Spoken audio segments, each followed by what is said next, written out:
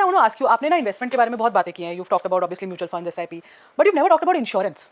कि why is मतलब everybody we all know insurance is important. तो why people are not touching the subject of insurance जब हम financial podcast देखते हैं? क्योंकि सब तो यूलिप में फंसे हैं. मतलब हर एक के पास आप किसी से पूछ लो भाई आपने क्या इन्वेस्टमेंट किया इंश्योरेंस में, यूलिप उठाया जी, and they are very proud of it. तो why इंश्योरेंस की बात नहीं होती जब हम फाइनेंशियल पॉडकास्ट में होते हैं? देखिए ये गलती ना, एक प्रोडक्ट क्यों बनता है? क्योंकि मार्केट की डिमांड होती है. All marketers are very smart people, ठीक है, दे अंडरस्टैंड कि मार्केट में डिमांड है.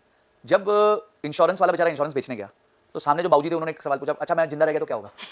तो मतलब वो कहता कि तुम मर गए तो तुम्हारे को इतना पैसा तुम्हारे परिवार को मिल जाएगा. वो ये बेचने गया था. पर सामने वाले बाबूजी बोले अच्छा ठीक है, अगर मैं मरा ही नहीं 40 साल में तो. हाँ, आजकल तो वैसे ही लोग 80-90 साल तक जी रहे हैं. तो अच्छा नहीं मरा, नहीं मरे तो पैसे गए. बोले मेरे को चाहिए नहीं ये चीज, क्योंकि वो सोचा 40 साल बाद जब मैं जिंदा रहूंगा तो मुझे तो कुछ मिलेगा नहीं, मेरे तो पैसे वेस्ट हो गए.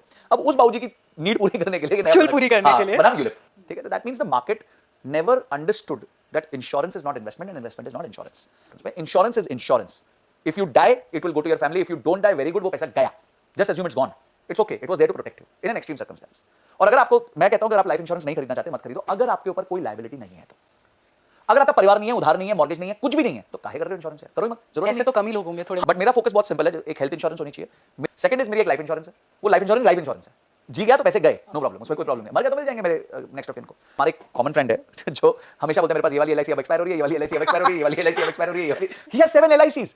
अच्छा एक दिन मैंने उनको समझाया, मैंने एक्सेल पे पूरा कैलकुलेशन किया. अच्छा मैंने कब पैसे दिए, अच्छा इस दिन दिए, अच्छा अब कब पैसे वापस आएंगे, इस दिन आएंगे. मतलब रिटर्न इज 4%.